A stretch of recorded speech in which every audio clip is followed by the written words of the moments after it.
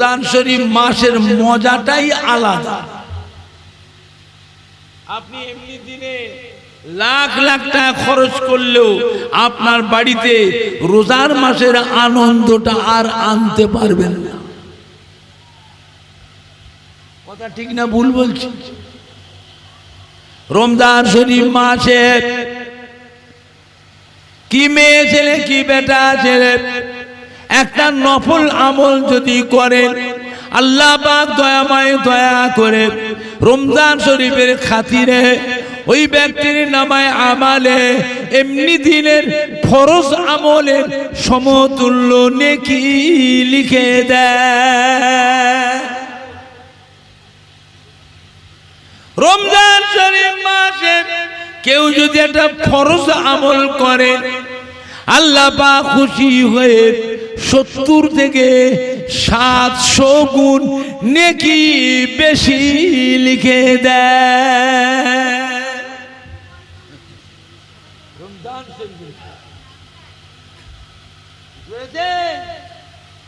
আমার ভাইজানরা বাপজানেরা যুবকেরা এখন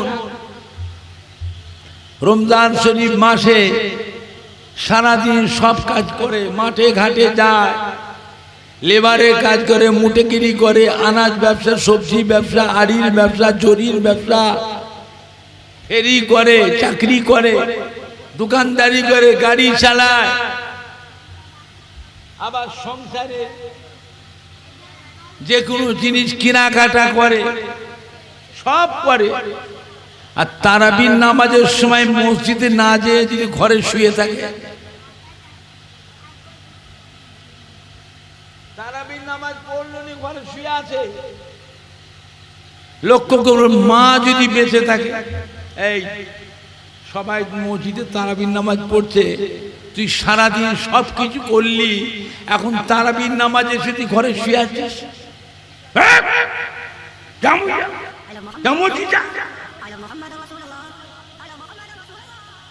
ওর বিবি যদি থাকে, স্বামী যদি তারাবির নামাজ না পড়ে, বিবি হলো কিছু বলতে যদি নাও পারে, মনের দিক দিয়ে কিন্তু বিবি তার স্বামীর উপরে তারাবির নামাজটা না পড়ার জন্য কিন্তু খুশি নয়। তারাবির 20 রাকাত নামাজটা কি জিনিস জানেন? কিয়ামতের ময়দানে আল্লাহ রাব্বুল আলামিন দয়াময় দয়া করে আপনার আমার জন্য 5 ওয়াক্তের ফরজ নামাজ, ওয়াজিব নামাজ হিসাবে তারাবির নামাজটাকে আল্লাহ কবুল করে কিয়ামতের ময়দানে 5 ওয়াক্তের ফরজ নামাজ, ওয়াজিব নামাজ হিসাবে কবুল করে নাজাতের ওসিলা করে দেয়। জোরে বলবেন না? আর একটু জোরে বলা যাবে না? নারাই দেখবে, নারাই দেখবে। খবরদার এইসব ধোঁকাবাজদের পাল্লায় পড়ে ঈমান খারাপ করবেন না, ঈমান খারাপ করবেন না। আখিরি জামানা, এ মাটি আল্লাহর ওলিদের মাটি, নায়েবে নবী আশেকে রসুলদের মাটি, হাক্কানি পীরে কামেলদের মাটি। এই মাটিতে জানা অজানা হাজার হাজার আল্লাহর ওলিয়ে কামেল, আউলিয়া কেরাম, হাক্কানি পীরে কামেলদের খেদমত মেহনত এই মাটিটাতে আছে না না? একটু হানা কিছু বলো। আপনি বলতে পারেন তার ভিতরে ফুরফুরা শরীফের দাদা পীর কেবলা রহমাতুল্লাহ আলাইহ, দাদা পীর কেবলার কলিজার টুকরা 5 হুজুর কেবলা, দাদা পীর কেবলার মোহাব্বতের খলিফাগণ, তাদেরও কিছু মেহনত আছে, সব কিছু কিছু কিছু হলেও বলতে পারে। আজও ফুরফুরা শরীফের দাদা পীর কেবলার মুখের দিকে আজও কোটি কোটি মানুষ চেয়ে আছে না নাই? একটু হানা কিছু বলো। আর আপনার রবিপুরে যারা বসে আছে আজকের মাহফিলে, প্রত্যেকের বাড়িতে আব্বা বলো, দাদু বলো, নানা বলো, আম্মা বলো, দাদি বলো, নানি বলো, খালা বলো, ফুপু বলো, শ্বশুর বলো, শাশুড়ি বলো, কেউ না কেউ, কেউ না কেউ ফুরফুরা শরীফের দাদুজির মোহাব্বতের মানুষ, কেউ না কেউ দাদা পীরের কলিজার টুকরা, 5 হুজুরের যে কোনো হুজুরের মহব্বতের মানুষ, তার মধ্যে কেউ না কেউ দাদা পীর কিবলা যে কোনো খলিফার মহব্বতের। কে মানে না মানো তো বুঝি না। আপনি আমার দাদা পীরের মুরিদের ছেলে নাতি যদি হয়ে থাকে, এখন আপনি বলেন আমি ফুরফুরা শরীফ থেকে ওমর সিদ্দিকী আপনাদের গ্রামে আসলাম, ছোট হুজুর পীর কিবলার ছেলে, দাদা পীরের আওলাদ। এখন গ্রামের মধ্যে এসে কোনো মানুষ যদি আমাকে বেইজ্জতি করে, অপমান করে, আপনারা মেনে নিতে পারবেন? কথা বলেন না। কে মানে না মানে আমি অত বুঝি না। সম্মান তো এখানে আপনি রাখবেন। আমার সিলসিলার একটা আলেম মওলানা ইমামকে অন্য দলের মানুষ, অন্য দলের আলেম মওলানা বেইজ্জতি করছে, আর আমরা সিলসিলা মানুষ এখানে দাঁড়িয়ে দাঁড়িয়ে তামাশা দেখবো? কথা বলো, তামাশা দেখবে? তার জন্য প্রতিবাদ করা, মোকাবেলা করা দরকার আছে না নাই? নরম ভাবে না কড়া ভাবে? নরম ভাবে। নরম ভাবে হলে তো আরো পেয়ে বসবে, আরো পেয়ে বসবে। কথা বুঝতে পারছেন না? পাচ্ছেন না? আমার ভাইজানরা, বাপ জানেরা, যুবকেরা, আখিরি জামানা, আখিরি জামানা, কঠিন সময় এসছে বাবা, এটা কঠিন সময় এসছে। ফুরফুরা শরীফের দাদা পীরকে আল্লাহ এমন নিয়ামত করেছিলেন বাবা, বাংলার মানুষ বড় ভাগ্যবান। ফুরফুরা শরীফের দাদা পীর কিবলার মতো একটা আল্লাহর ওলি বাংলার মানুষদের জন্যই আল্লাহ পাঠিয়েছিলেন। জোরে বলবেন না? আর একটু জোরে বলা যাবে না? নারাই দেখবে, নারাই দেখবে বাবা, সম্মানটা রাখে। এখন আমাদের মধ্যে কেউ কেউ একটু উল্টো পাল্টা ভাব দেখছে, তাদের ব্যবহারে জনগণ, পাবলিক এখন এমন ভাবে অকথ্য ভাষায় গালাগালি করছে, সেই গালটা যে দাদা হুজুর কিবলাকে যে লাগছে। কাকে লাগছে? দাদা হুজুরকে লাগছে। আপনি দাদা হুজুরের মুরিদের ছেলে হয়ে, নাতি হয়ে, পোতা হয়ে ওর কাছ থেকে সরে যান যদি আখিরাতে বাঁচতে চান। ওর কাছ থেকে সরে যান। আপনাকে খুব ভালো লাগছে, খুব ভালো লাগছে। কিছু কিছু মানুষ আছে আপনার ওই পীর দাদার জন্য ছোট বড় কথা বলছে, দাদা পীর কিবলাকে। কথা ঠিক বলছি না মিথ্যে বলছি? ঠিক বললাম, ভুল বললাম? সাবধান, সাবধান। দাদা পীরের মুরিদের ছেলে যদি হয়ে থাকে, নাতি হয়ে থাকে, আজকে বলুন যদি দাদা পীর যদি বেঁচে থাকতে, বেঁচে যদি থাকতে, এই বিয়াদবিটা কিন্তু দাদা পীরের আওলাদ হয়ে কিন্তু করতে পারতাম না। দাদা পীর আমাকে মেনে নিতেন। 5 হুজুর যদি বেঁচে থাকতেন আমাকে কিন্তু মেনে নিতেন। কথা ঠিক বলছি না ভুল বলছি? সাবধান।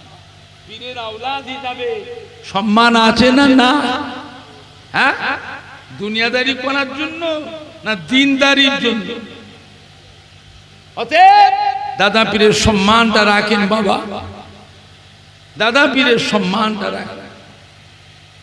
একজনের জন্য 5 জন দাদা পীর কিবলাকে গাল পাড়ছে, 5 হুজুরকে গাল পাড়ছে যে এমন ছেলে জন্ম দিল, এমন নাতি জন্ম দিল। গাল দেয় না? দেয় না? কিন্তু আপনি ভক্ত হয়েও সেখানে কিন্তু চুপ থাকতে কিছু উত্তর দিতে পারছেন না। দোষটা তো আমার। দোষটা কার? আমার। কথা বুঝতে পারছেন না?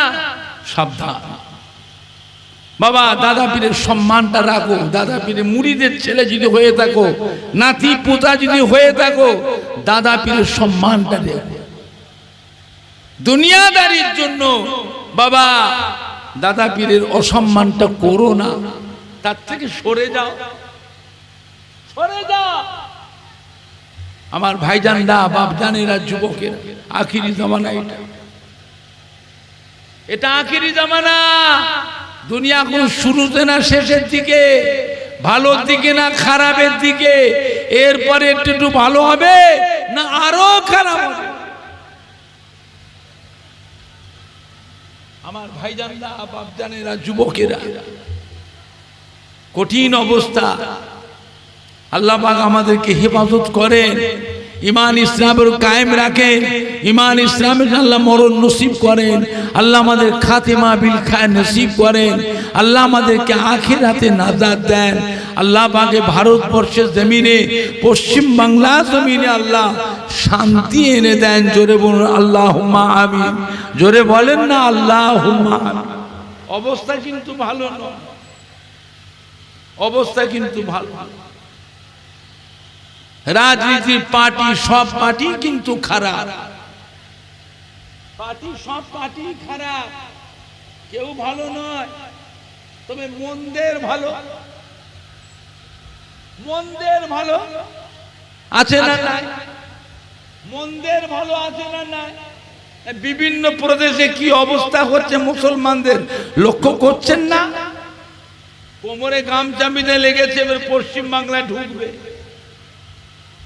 হাড়ির ভাত কিন্তু হাড়িতে থাকবে। কথা বুঝতে পারছেন না? হাড়ির ভাত কিন্তু হাড়িতে থাকবে। 50,000, 20,000, 1 লাখ মানুষ ভোটার হয়তো পাবেন, আপনি ভোটে জিততে পারবে বিভিন্ন জায়গায় প্রার্থী দিয়ে, কিন্তু কোটি কোটি মুসলমানের চোখের পানিতে বুক ভেসে যাবে।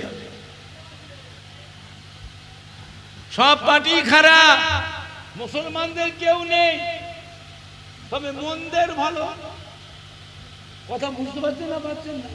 মন্দের ভালো, এইটা কি ভোট দাও, মন্দের ভালো তাকে ভোট দাও। সব পার্টি খারাপ, কিন্তু তার ভিতরে মন্দের ভালো। আমার ভাইজানরা, বাপজানেরা, যুবকেরা,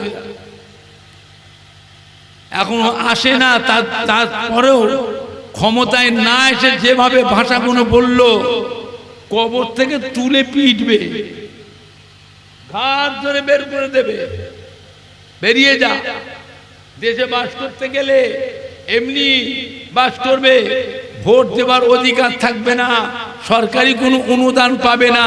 এইসব আইনগুলো একটার পর একটা, ভারতের সংবিধান একটার পর একটা পাল্টাচ্ছে, এটা লক্ষ্য করেছেন? একবার আসুক না, ওই গুজরাটের মতন হবে, ইউপির মতো, উত্তরপ্রদেশের মতো আমাদের দুর্দশা হবে।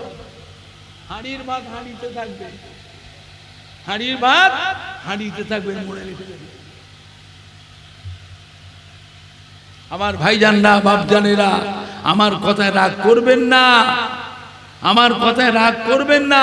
পীরের আওলাদ হিসাবে, ছোট হুজুর কিবলার সন্তান হিসাবে সংশোধন করার অধিকার আছে না না? আছে না না? 5 হুজুর কিবলা যা করেন নে, দাদা হুজুর যা করেন নে, দাদা হুজুরের নাতিরা, বড় বড় ভাই সাহেবরা যা করেন নে, সেই কাজে আমি নেমে গেছি, সেই কাজে আমি নেমে গেছি। অতএব আমাকে বাদ দেন, দাদা পীর ছাড়বেন না, 5 হুজুর কিবলাকে ছাড়বেন না, দাদা পীরের খলিফাতে করে ছাড়বেন না। ঠিক বলছি না ভুল বলছি? ঠিক বলছি না ভুল বলছি? এটা আখিরাতের সম্পদ, মনে রেখে দেবে, আখিরাতের সম্পদ। মাটি যারা তৈরি করেছে, বাগান যারা সাজিয়েছে, বাবা ভুল করেও যেন তাদের দল ছাড়বেন না। রাজনীতি আলাদা জিনিস, ওটা দুনিয়াদারি ব্যাপার, রাজনীতি দুনিয়াদারি ব্যাপার। আমার ভাইজানরা, রাজনীতি আর ধর্মনীতি কোনোদিন একসাথে হতে পারে না। কথা ঠিক না ভুল বলছি? রাজনীতি আর ধর্মনীতি একসাথে হবে? ধর্মনীতি আলাদা। আল্লাহ আমাদের সকলকে হেফাজত করুন। জোরে বলুন আল্লাহুম্মা আমিন। জোরে বলেন না আল্লাহুম্মা আমিন। একবার দরুদ শরীফ, আল্লাহুম্মা সাল্লি আলা।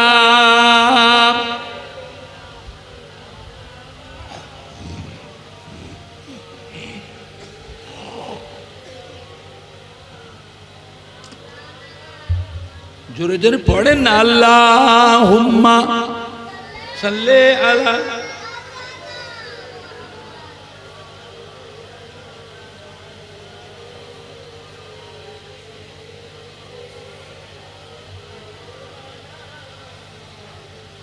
कलमा ला इलाहा इल्लल्लाह।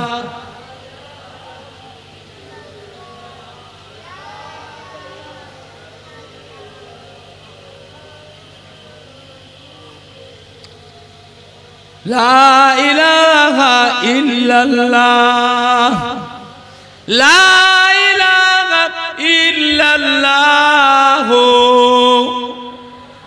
मुहम्मदुर रसूलुल्लाह सल्लल्लाहु अलैहि वसल्लम। अल्लाह नबी दो जहाने बादशाह जनाबे मुहम्मदुर रसूलुल्लाह, सकले बोलुन ना सल्लल्लाहु अलैहि वसल्लम। हुजूरेर नाती हजरत इमाम हसन हुसैन रादियाल्लाहु ताआला अन्हुमा मा फातिमा के बोलेन, अम्मा जान, अम्मा जान, আমার নানা জানকে দাওয়াত করে নানা জানের সাহাবীরা বাড়ি বাড়ি বাড়ি বাড়িতে নিয়েছে, কত আনন্দ করে। আম্মা জান, আমার নানা জানকে একদিন দাওয়াত করুন না আমাদের বাড়িতে, নানা জানকে দাওয়াত করবেন। হযরতে মা ফাতেমা কি বলেছিলেন, বাবা ইমাম হাসান, বাবা ইমাম হুসাইন, তোমার নানা জানকে দাওয়াত করলে নানা জানের সাথে অনেক মেহমান আসবে, তাদের ঘরে বসতে দেবার মতন, তাদের মেহমানদারি করানোর মতন তোমার আব্বা জানের সমর্থ নাই। বাবা ইমাম হাসান হুসাইন, আল্লাহ পাক যদি কখনো তৌফিক দেন তোমার নানা জানকে একদিন দাওয়াত করে আমাদের বাড়িতে আনবো। হাজার মা ফাতেমার কথা শুনে ইমাম হাসান হুসাইনের মন খারাপ হয়ে গেল। ইমাম হাসান হুসাইন কি বললেন, আম্মা জান, নানা জানকে খেতে না দিলেও আসবে, দাওয়াত করব, দাওয়াত করব। ইমাম হাসান হুসাইন ছুটলে মা ফাতেমার কোল থেকে উঠে ছুটে ছুটে গিয়ে আল্লাহ রসুলের দরবারে গিয়ে আল্লাহ রসুলের কোলে বসে এমনি করে আদর করে বলছে, নানা জান আপনার দাওয়াত। আল্লাহ রসুল ইমাম হাসান হুসাইনের গলাটা জড়িয়ে ধরে ঠোঁটে মুখে চুমা খাচ্ছেন। জোরে বলবে না সুবহানাল্লাহ? আর একটু জোরে বলা যাবে না সুবহানাল্লাহ? ইমাম হাসান বলছেন, নানা জান আপনার দাওয়াত, আমাদের বাড়ি কবে যাবেন নানা জান? আল্লাহ রসুল হাসছে, হেসে হেসে জিজ্ঞেস করছে, নানা ভাই দাওয়াত তো করতে এসেছো, কি খাওয়াবে বলো তো দেখি। হযরত ইমাম হাসান হুসাইন কি বলেছিলেন, নানা জান, আমার আম্মা জান আপনার জন্য অনেক কিছু খাবারের আইটেম ব্যবস্থা করেছে। জোরে বলবেন না? আর একটু জোরে বলা যাবে না? আল্লাহ রসুল মুচকে হাসলেন। ঘরে যে কিছু নাই এটা আল্লাহ রসুল জানেন না, জানেন না? কি বললেন, নাতিদের সান্ত্বনা, নানা ভাই যান আপনার আম্মা জানকে গিয়ে বলেন আমি কাল সকালে আপনাদের বাড়িতে আসব। ইমাম হাসান হোসেন খুশি না বেজার? খুশি না বেজার? হাসতে হাসতে ছুটেছে, ছুটে ছুটে এসে মা ফাতেমার গলাটা জড়িয়ে ধরে এমনি করে বলছে, আম্মা জান নানা জানকে দাওয়াত করে এসেছি, নানা জান বললেন কাল সকালে আমাদের বাড়িতে আসবে। মা ফাতেমার মন খারাপ হয়ে গেল, চিন্তিত হয়ে গেল।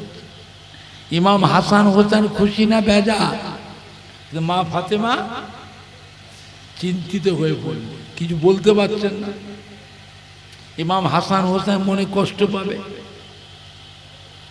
মাগরিবের ওয়াক্ত হয়ে গেল, মাগরিবে নামাজ পড়লেন, ঈশার ওয়াক্তে ঈশার নামাজ পড়লেন। মা ফাতেমা ঈশার নামাজ পড়ে সেজদায় পড়ে গেল। আল্লাহ পাকের দরবারে দুটো হাত তুলে চোখের পানি ফেলে কেঁদে কেঁদে দোয়া করতে, আল্লাহ আমার ইমাম হাসান হোসেনের বড় আশা আপনার হাবিবকে দাওয়াত করে বাড়িতে নিয়ে একটু ভালো মন্দ খাওয়াবে, একটু আনন্দ করবে। আল্লাহ, আমার ঘরে তো কিছু জোগাড় নেই। আবার আমার স্বামী হযরতে শেরে খোদা হযরতে আলী রাদিয়াল্লাহু আনহু তিনি বিদেশ সফরে আছেন দ্বীনের খেদমতে। আল্লাহ, আপনি সর্বশক্তিমান, ইচ্ছাময়, দয়াময়। আমার স্বামী হযরতে আলী রাদিয়াল্লাহু আনহু ইজ্জত আবরুটাকে আল্লাহ আপনি বাঁচিয়ে নেন। ঈশা নামাজ হয়ে গেল, তাহাজ্জুদের ওয়াক্ত। তাহাজ্জুদের ওয়াক্ত যখন এসে গেল, হযরতে মা ফাতেমা তাহাজ্জুদের নামাজ পড়ে আবার সিজদায় পড়ে কাঁদছেন। ও রব্বুল আলামিন, আল্লাহ পাক আপনি সর্বশক্তিমান, ইচ্ছাময়, দয়াময়। আল্লাহ পাক আমার ইমাম হাসান হোসেনের বড় আশা, তারা আপনার হাবিবকে দাওয়াত করে বাড়িতে নিয়ে সেটা আনন্দ করবে, একটু ভালো মন্দ খাওয়াবে। আমার ঘরে যে কিচ্ছু জোগাড় না। ও রব্বুল আলামিন, আল্লাহ পাক আমার স্বামী হযরতে আলী রাদিয়াল্লাহু আনহু তিনিও বাড়িতে নাই, তিনি বিদেশ সফরে দ্বীনের খেদমতে আছে। আল্লাহ পাক আমার স্বামী হযরতে আলীর ইজ্জত সম্মানটা আল্লাহ আপনি বাঁচিয়ে নেন।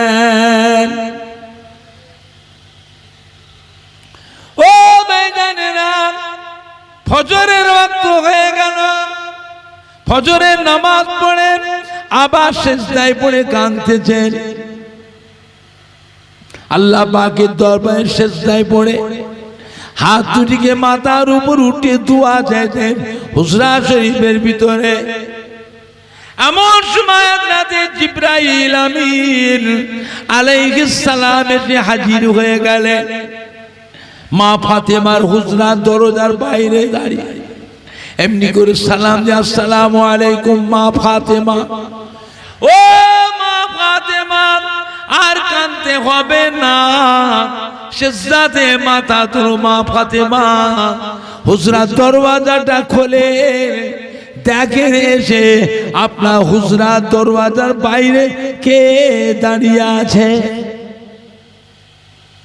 হযরতে মা ফাতেমা সিজদাতে মাথা তুললেন, হুজরার দরওয়াজা খুলে দেখেন দরওয়াজার বাইরে হযরতে জিবরাইল আমিন আলাইহিস সালাম বেহেশতে দেখেন একটা থাল মাথায় করে নিয়ে মা ফাতেমা ঘরের দরওয়াজার বাইরে দাঁড়িয়ে আছে। জোরে বলুন সুবহানাল্লাহ, আর একটু জোরে বলুন সুবহানাল্লাহ। নাই দেখবে হযরতে জিবরাইল সালামকে দিয়ে মা ফাতেমা সালাম দিলেন, আসসালামু আলাইকুম চাচা জান। কি খবর চাচা জান? হযরত জিবরাইল সালাম, মা ফাতেমা, এই দেখেন মা, আল্লাহ পাক আপনার আব্বা জানের কিসমতে বেহেশতে থেকে খানা দিয়ে পাঠিয়ে দিয়েছে। হযরত মা ফাতেমা জিবরাইল সালাম হাত থেকে ওই থালটা হাতে করে নিলেন, হাতে করে নিয়ে হুজরার ভিতরে নিয়ে গেলেন। হুজরার ভিতরে রেখে দরওয়াজা বন্ধ করে ওই থালের ঢাকনাটা খুলে দেখলেন। জোরে সরে বলুন সুবহানাল্লাহ, মন খুশি হয়ে গেছে। আর চিন্তা, আস্তে করে বেরিয়ে দরজা খুলে বলছে, চাচা যান, চাচা যান, আমার মনের আশা পুরো হয়ে গেছে, আপনি এবারে যান, আর আমার চিন্তা নেই। হযরত জিবরাইল বলে, মা ফাতেমা যাব না, যাব না। ও মা ফাতেমা, আল্লাহ পাক আমাকে হুকুম দিয়েছেন জিবরাইল ফাতেমা ঘরের দরজার বাইরে দাঁড়িয়ে থাকবে, খানা যদি কম পড়ে আরো বেহেশতে থেকে নিয়ে আসবো। জোরে বলুন সুবহানাল্লাহ, আরো জোরে বলুন সুবহানাল্লাহ। হযরত ইমাম হাসান হোসেন ঘুম থেকে উঠে ছুট, নানা জান আসবে, ছুট বাড়ি থেকে ছুটে ছুটে গিয়ে দেখছেন আল্লাহ রসুল সাহাবাই কেরামদের দল নিয়ে মা ফাতেমার ঘরের দিকে আসছেন। জোরে বলুন না সুবহান। ইমাম হাসান হোসেন ছুটে ছুটে গিয়ে আল্লাহ রসুলের দুটো হাত ধরেছে। নানা জানের হাত ধরে হাত দুলা দিয়ে আনন্দ করে করে সাথে করে নিয়ে আসছে।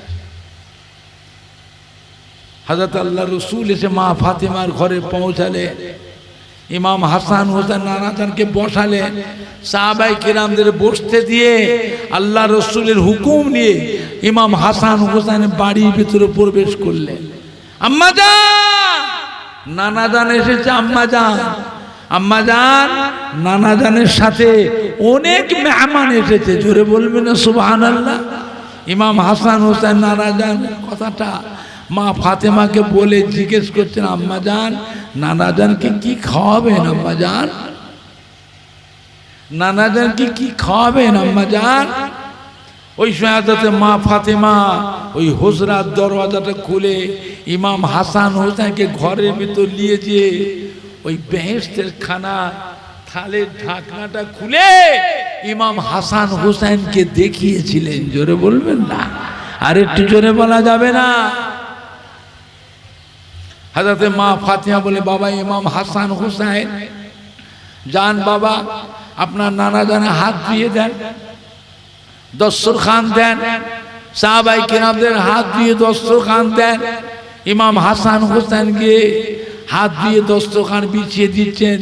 মা ফাতেমা নিজের মনে ঘরের ভিতরে বসে ওই বেহেশতের খানা থালের ঢাকনা খুলে বসে বসে খানা খসাচ্ছে, খানা খসিয়ে দিয়ে ইমাম হাসান হোসেন এসেছেন।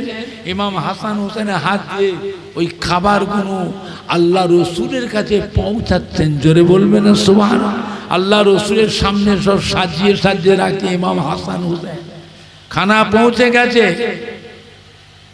আল্লাহ রসুল ইমাম হাসান হোসেনকে ডাকলেন, ভাই ইমাম হাসান হোসেন, আমার এখান থেকে খানা তুলে সমস্ত সাহাবীদের পাতে পাতে পরিবেশন করে।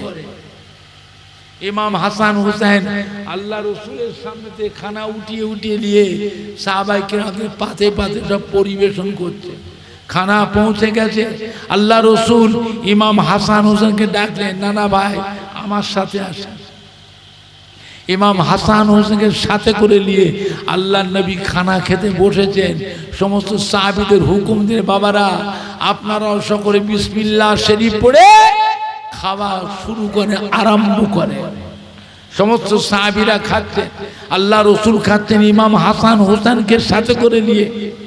সাহাবাই কেরামরা যে যার মতো খাচ্ছে। ধনী ধনী সাহাবা যারা ছিলেন তারা খাচ্ছেন একে অপরের মুখের দিকে চেয়ে চেয়ে ফুসফুস করে কি গল্প করছে। ধনী ধনী সাহাবারা বসে বসে বলছে খেতে খেতে, কি ব্যাপার রে ভাই, হযরত আলী খানা কোথায় পেল? হযরত আলীর হাঁড়ির খবর তো আমরা সবাই জানি। হযরত আলী যে গরিব এটা সমস্ত সাহাবীরা জানতেন না? জানতেন না। হযরত আলীর হাঁড়ির খবর তো সবই জানি। এখানে হযরত আলীর বাড়ি থেকে বেরোতে কি ব্যাপার? আমরা কত দামি দামি খানা খেয়েছি, এত মজাদার খানা, এত জায়গা, এত লিজ্জতওয়ালা খানা জীবনেও তো খাইনি।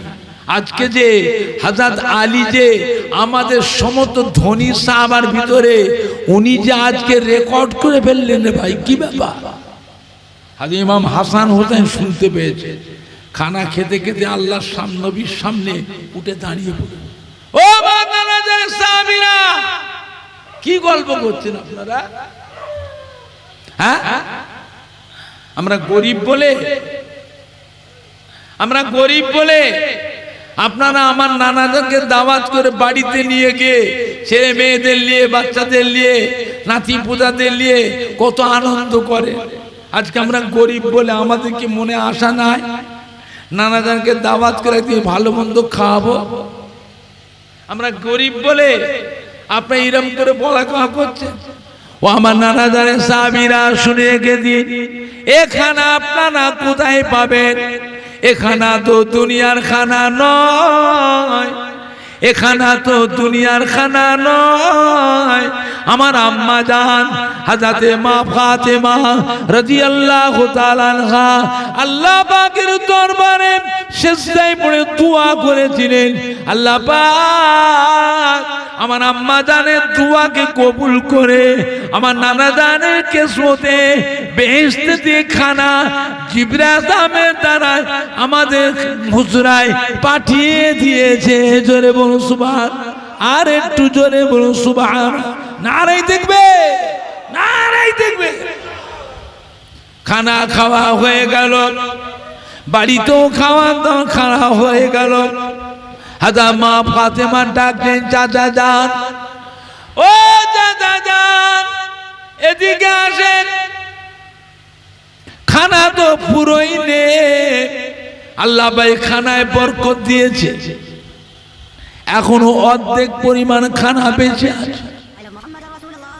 ও চাচা যান, বেহেশতের খানা আমি দুনিয়াতে কোথায় রাখবো?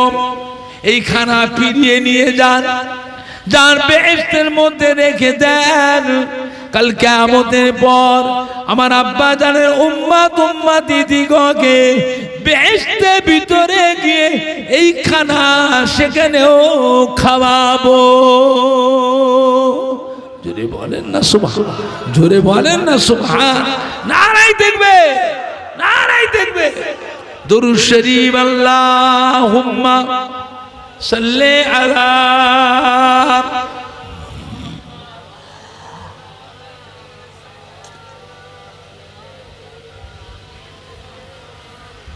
আল্লাহুম্মা সাল্লি আলা সাইয়্যিদিনা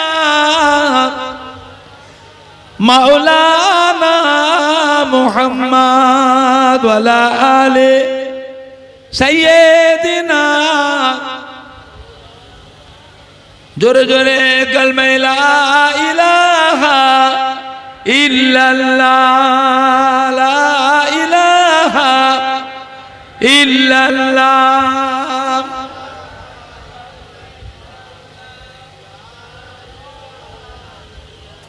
লা ইলাহা ইল্লাল্লাহ মুহাম্মাদুর রাসূলুল্লাহ। আল্লাহুম্মা সাল্লি আলা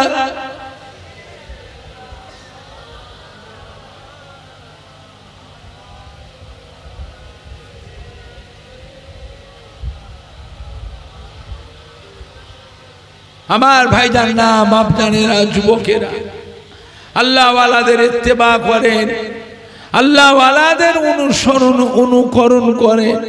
আখিরি জামানা বাবা, মাটি আল্লাহর ওলিদের মাটি। একজন না একজন আল্লাহর ওলিয়ে কামেল হাক্কানি পীরে কামেলকে মজবুত করে ধরে থাকুন। কারোর কথায় কান দিয়ে নিজের ঈমান খারাপ করবেন না, নিজের ঈমান খারাপ করবেন না। কত কিসমের মানুষ আছে, কেউ বলে এজিদ রহমতুল্লাহ আলাইহি, জোরে বলুন নাউযু বিল্লাহ মিন, বলে এজিদ তো বেহেশতে যাবে।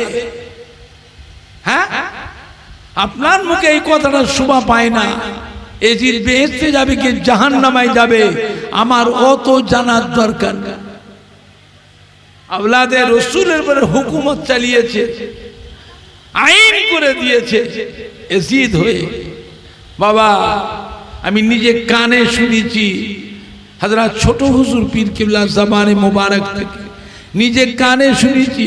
মুফতি আজম মেজলা হুজুর পীর কিবলা জামান মোবারকে নিজে কানে শুনেছি। বাবা দাদা পীরের কলিজার টুকরা 5 হুজুরের মধ্যে একটা হুজুর ছিলেন মাদারজাত আল্লাহর ওলি।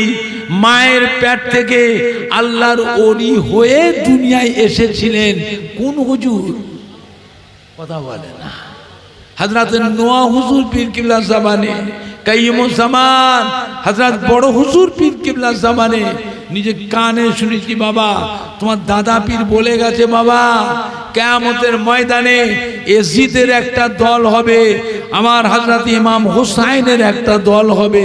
আমি আবু বকর আমার শিষ্য ভক্ত খলিফা আলেম মওলানা ইমাম হাফেজ কারি মুরিদ মুতাকিদিন মেয়ে ছেলে বেটা ছেলে সাথে করে নিয়ে কিয়ামতের ময়দানে হযরত ইমাম হুসাইনের কাতারে গিয়ে দাঁড়াবো। জোরে বলবেন না? আর একটু জোরে বলা যাবে না? নারাই দেখবে, নারাই দেখবে। আমার ভাইজানরা বাপজানেরা যুবকেরা, আখিরি জামানা এটা আখিরি জামানা। কত দল কত মতের মানুষ হচ্ছে বাবা, মানুষ যেন আস্তে আস্তে কিরকম হয়ে যাচ্ছে। হ্যাঁ, এই মাটিতে একজন আসবে নিজেকে খোদা বলে দাবি করবে, এই মাটিতে একজন আসছে নিজেকে নবী বলে দাবি করবে, তারপরে নিজেকে খোদা দাবি করবে। জোরে বলুন নাউযুবিল্লাহ মিন যালিক। ওর নাম কি? দাজ্জাল। কি নাম? দাজ্জাল। আসবে না মিথ্যে কথা? আসবে না মিথ্যে কথা? প্রতিবাদ করবে কে? মোকাবিলা করবে কে? যারা করবে তাদেরকে আল্লাহ দুনিয়া থেকে তুলে নিলে, দুনিয়া থেকে তুলে নিলে। এখন আমাদের উপায় কি?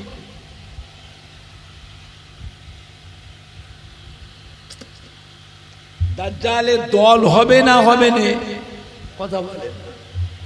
বড় দল না ছোট দল? দল কোথা থেকে আনবে? আসমান থেকে নামাবে না মাটির নিচে থেকে তুলবে? কাদের গল্লি করবে? সেই আমাদেরই ছেলে মেয়ে নাতি পুতা আলাউলাদের নিয়ে দাজ্জালের দল তৈরি হবে। এখন আপনারা বলেন আমরা তো আখিরি জামানার নবীর উম্মত, আখিরি জামানার নবীর উম্মত দাবি করে দাজ্জালকে নবী বলে মানবো? আপনারা মানবে? মানাতে গেলে কি করতে হবে? পরিবেশ তৈরি করতে হবে। এই তার পরিবেশ তৈরি হচ্ছে। বিশ্বনবী দিবস করা চলবে না, ঈদে মিলাদুন নবী করা বেদাত, ফাতে ইয়াজদাম দুয়াজদাম করা বেদাত, ইয়া নবী সালাম আলাইকা পড়া হলো শিরক, লা ইলাহা ইল্লাল্লাহ মুহাম্মাদুর রাসূলুল্লাহ একসঙ্গে পড়া হলো শিরক। শবে বরাত করা যাবে না, মুহররমের তাবারক করে লোকজনকে খাওয়ানো এটা হলো হারাম। জোরে বলুন নাউযুবিল্লাহ। চিন্তা করে আমার ভাইজানরা বাপজানেরা, এদের সাথে মোকাবেলা করেও পারবেন না। দলে কিন্তু ভারী হয়ে গেছে, দল ভারী হয়ে গেছে, মারামারি করেও পারবেন না। এতটুকু বলারও তো অধিকার আছে।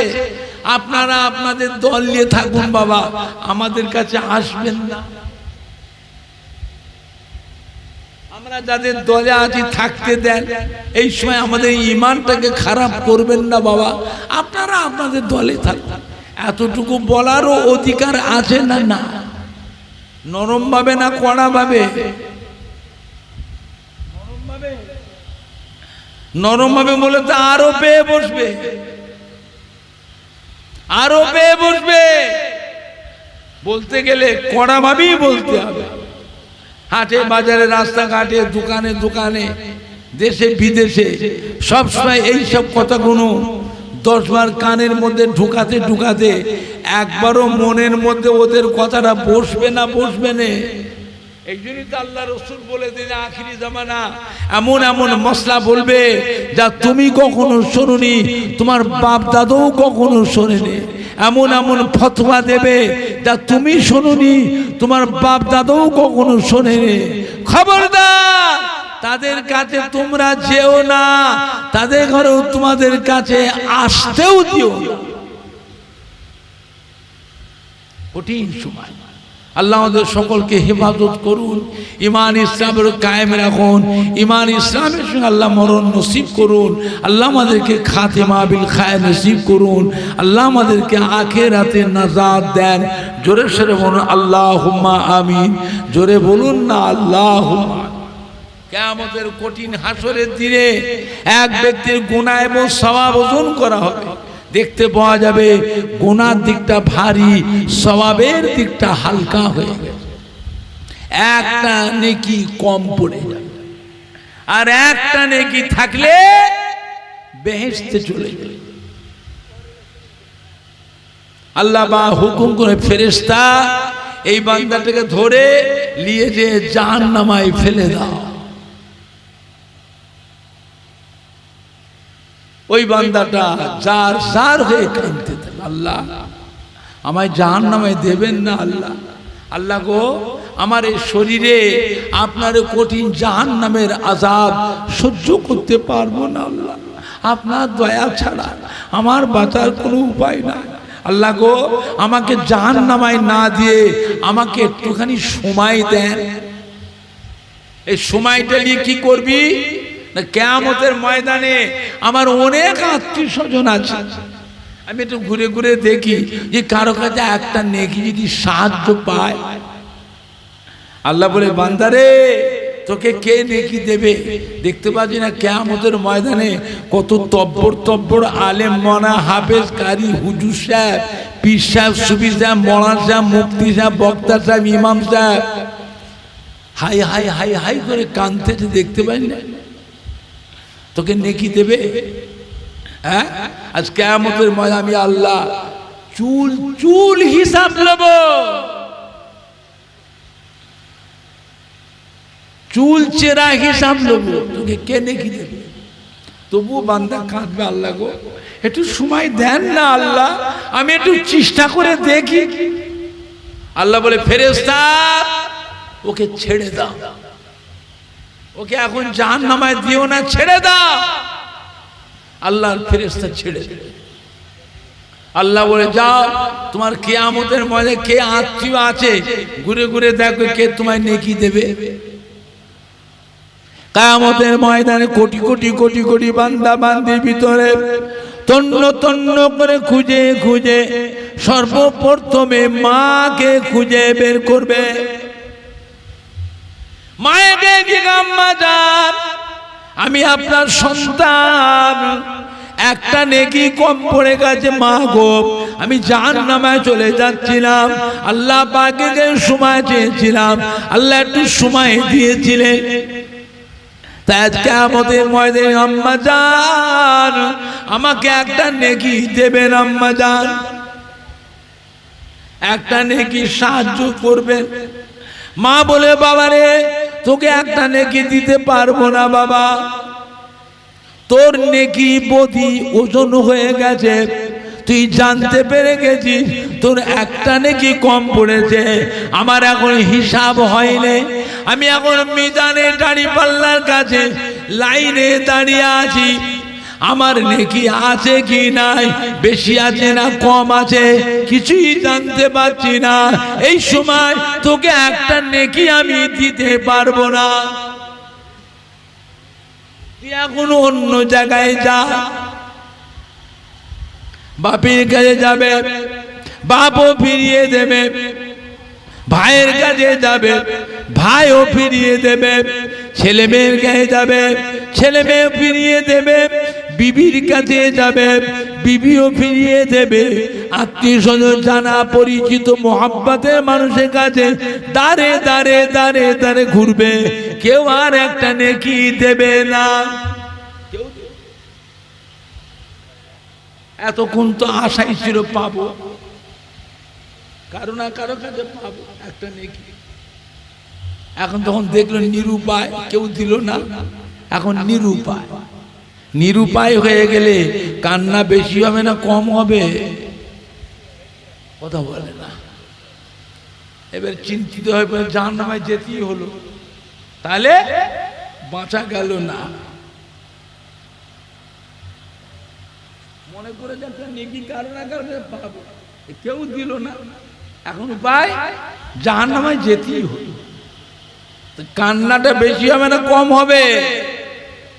জার জার হয়ে কাঁদতে কাঁদতে ফিরে আসছে, মিজানে দাড়ি পাল্লা দিকে আছে, আর বাঁচা গেল না, জাহান্নামে যেতেই হলো। ওই বান্দার কান্না দেখে আল্লাহর একটা বান্দা তার জানে একটু মায়া এসে যাবে, রহম এসে যাবে, জোরে বলুন সুবহানাল্লাহ। ও চুলে থামো থামো, কি হয়েছে, কি ব্যাপার তোমার, অত কাঁদছো কেন? অনেকক্ষণ থেকে দেখছি গোটা কিয়ামতের ময়দানে তন্ন তন্ন করে ঘুরে ঘুরে কাঁদছো। তোমার বিপদটা কি হয়েছে, এত কাঁদছো কেন? ও তখন মনে করবে আমার হাতে কেউ খায়ের খা মহাব্বতে জানা পরিচিত কেউ হবে। বলে ভাই আমার একটা নেকি কম পড়ে গেছে, জাহান্নামায় চলে যাচ্ছিলাম, আল্লাহর ফেরেশতারা ধরে টেনে টেনে নিয়ে যাচ্ছিল জাহান্নাম।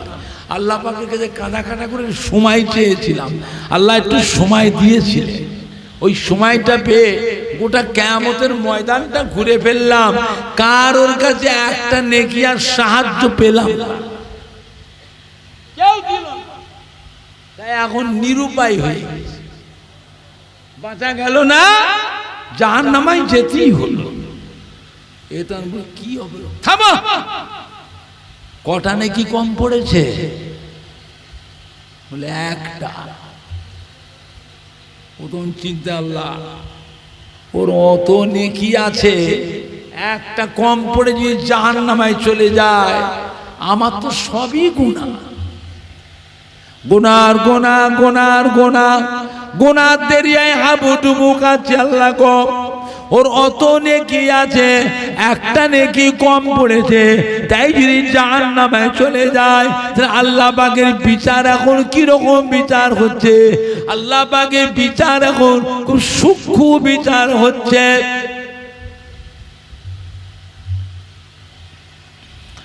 ওর অত নেকি আছে, একটা কম পড়ে জাহান্নামে চলে যায়, আমার তো সবই গুনাহ।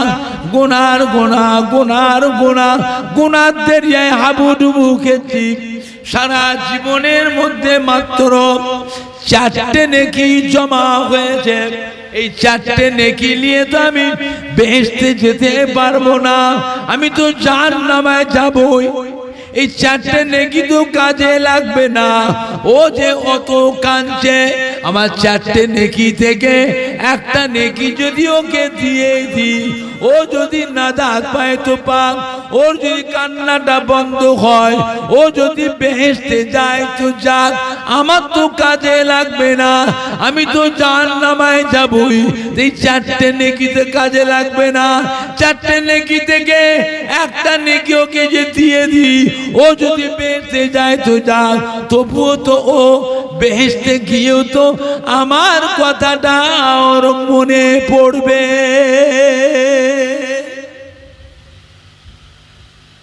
এই না মনে করেন ওর 4টে নেকি থেকে একটা নেকি ওকে দিয়ে দে, ওই একটা নেকি পেয়ে খুশি না বেজার? কথা বল না। খুশিতে আনন্দে ছুটবে, ছুটে ছুটে ছুটে ছুটে গিয়ে মিজানের দাড়ি পাল্লায় ওই নেকির পাল্লার উপরে ওই একটা নেকি রেখে দেবে। রাখার সাথে সাথে নেকির পাল্লা ভারী হয়ে যাবে, গুনার পাল্লা হালকা হয়ে যাবে। আল্লাহ পাক জিজ্ঞাসা করে, ও ফেরেশতারা কি ব্যাপার? এই গুনাহগার বান্দাটা তো নেকির পাল্লাটা হালকা ছিল, গুনার পাল্লা ভারী ছিল। একটু আগে দেখলাম, আবার এখন দেখছি নেকির পাল্লা ভারী হয়ে গেল, গুনার পাল্লা হালকা হলো কি করে? আল্লাহ পাক দেখেছেন না দেখেন না? আল্লাহর ফেরেশতা যখন আল্লাহ জেরা করবে, তোমরা এতগুলি ফেরেশতা আছো, কি ব্যাপার? ফেরেশতা রব্বুল আলামিন আল্লাহ পাক, আমরা তো জানি না আপনার এই গুনাহগার বান্দাটা কিয়ামতের ময়দানে কেঁদে কেঁদে কেঁদে কেঁদে কেঁদে কেঁদে কোথা থেকে একটা নেকি পেয়েছে, ওকে একটা কে নেকি দিয়েছে, সেই নেকিটা নিয়েছে নেকির পাল্লায় দিতে, নেকির পাল্লা ভারী হলো, গুনার পাল্লা হালকা, তাই নাকি? ওকে ধরলে, তুই কোথায় নেকি পেলি? তোকে কে নেকি দিল? ও তখন কাঁদবে, আল্লাহ মায়ের কাছে গেলাম, মা ফিরিয়ে দিল, বাপের কাছে গেলাম, বাপও ফিরিয়ে দিল, ভাইয়ের কাছে গেলাম, ভাইও ফিরিয়ে দিল, ছেলে মেয়ের কাছে গেলাম, ছেলে মেয়েও ফিরিয়ে দিল, বিবির কাছে গেলাম, বিবিও ফিরিয়ে দিল। আত্মীয় স্বজন জানা পরিচয় মোহাব্বতের মানুষের কাছে ঘুরলাম, কেউ আর একটা নেকি দিল না। যখন কেউ ছিল না, নিরুপায়, আপনি যে সময়টা দিয়েছিলেন ঘুরে ঘুরে নেকি আদায় করার জন্য, সেই সময়টা ফুরিয়ে গেছে। এখন আমি নিরুপায় হয়ে গেছি আল্লাহ, আমি নিরুপায় হয়ে কাঁদতে কাঁদতে ফিরে আসছি। জাহান্নামায় যেতেই হলো, বাঁচা গেল না। আমি কাঁদতে কাঁদতে ফিরে আসি। হাসরবাসীর মধ্যে আপনার একটা বান্দা, সে আমার কান্নাটা দেখে তার জানে একটু মায়া এসে গেল। সে আমাকে ডেকে তার নেকি থেকে একটা নেকি দিয়েছে। ওই নেকিটা নিয়ে সে ছুটে ছুটে নিয়েছে মিজানের দাড়ি পাল্লায়, নেকির পাল্লার উপর রেখে দিয়েছি, তাই নেকির পাল্লা ভারী হয়েছে, গুনার পাল্লা হালকা হয়ে গেছে। আল্লাহ জিজ্ঞেস করবে, কে সে? সেটা কে? ও বললে, আল্লাহ আমি চিনি না, অচিনা। আচ্ছা, ওর অচিনা হোক, আল্লাহ পাক তাকে চেনে না চেনে? কে নেকি দিয়েছিল আল্লাহ দেখেছেন না দেখেন? আল্লাহ ফেরেশতাদের হুকুম, যাও ফেরেশতা এই গুনাহগার বান্দাটাকে কিয়ামতের ময়দানে একটা নেকি কে দিয়েছে ওই বান্দাটাকে ধরে নিয়ে এসো। আল্লাহর অসংখ্য কোটি কোটি কোটি কোটি ফেরেশতার ভিতরে খুঁজে খুঁজে খুঁজে খুঁজে বান্দা বান্দির মধ্যে কে যে নেকি দিয়েছিল ওই বান্দাটাকে ধরে আল্লাহর আরশে আজিমে নিয়ে আসা হবে। আল্লাহ জিজ্ঞাসা, তুমি আমার এই গুনাহগার বান্দাটাকে একটা নেকি দিয়েছো? ও বান্দার কান্না রোল উঠে যাবে। আল্লাহ পাক, ও রব্বুল আমিন, আল্লাহ পাক ওর কান্নাটা দেখে কেন যেন আমার অন্তরে একটু মায়া এসে গেল। আমি ওকে জিজ্ঞাসা করলাম, অত কাঁদছো কেন, কি ব্যাপার? ও তখন আমায় বললে, একটা নেকি কম পড়েছে, আর একটা নেকি থাকলে বেহেশতে চলে যেতাম। তখন আমি চিন্তিত হয়ে গেলাম, আল্লাহ ওর অত নেকি আছে, একটা কম পড়েছে, তাই যদি জাহান্নামায় চলে যায়, আমার তো সবই গুনাহ, গুনার গুনাহ, গুনার গুনাহ। সারা জীবনের মধ্যে মাত্র 4টে নেকি জমা হয়েছে। চিন্তা করলাম ওর অত নেকি আছে, তাই যদি জাহান্নামায় চলে যায়, একটা কম পড়ে, আমার তো সবই গুনাহ, আমি তো জাহান্নামায় যাবই।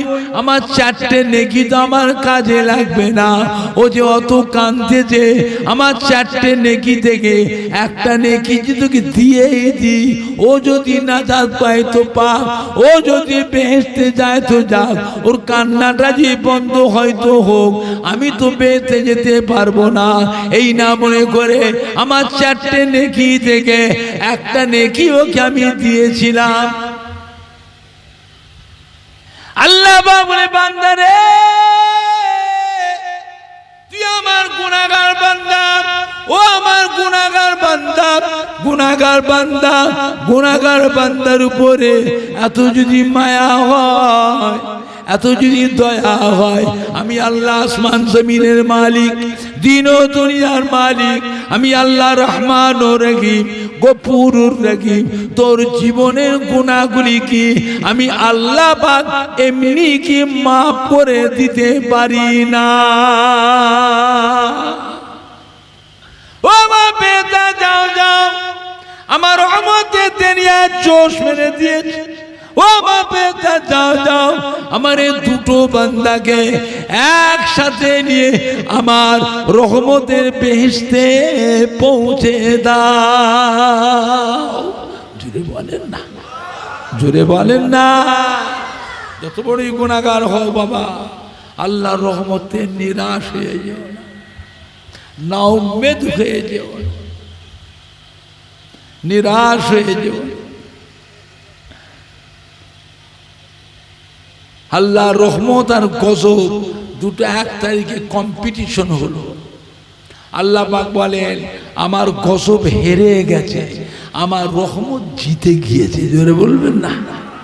আমি আল্লাহ পাক আমার বান্দা ত্রুটি বিচ্ছেদে অন্যায় অপরাধের জন্য আমি আল্লাহ আযাব দিই, গজব দিই, জাহান্নামায় দিই। জাহান্নামায় দিয়ে আমি আল্লাহ পাক দেখি আমার বান্দা বান্দীদের মধ্যে হা হুতাশ পড়ে যায়, কান্না রোল উঠে যায়। আমি আল্লাহ এই সময় নিজে চিন্তিত হয়ে যায়, আমার বান্দাকে আমি আল্লাহ আযাব দিয়েছি, আমার বান্দাকে আমি আল্লাহ গজব দিয়েছি। আমার বান্দার মধ্যে হা হুতাশ কান্না রোল উঠে যায়, আমি আল্লাহ চিন্তিত হয়ে যায়। আমি আল্লাহ চিন্তিত হয়ে গিয়ে আমি আল্লাহ পাক আমার রহমত দিয়ে ওই আযাব গজবকে আমি আল্লাহ নিজেই ঠান্ডা করি। জোরে বলেন না, জোরে বলেন না সুবহান। খবরদার যত বড় গুনাহগার আল্লাহর রহমতে নিরাশ নাউম্মেদ হয়ে গেল।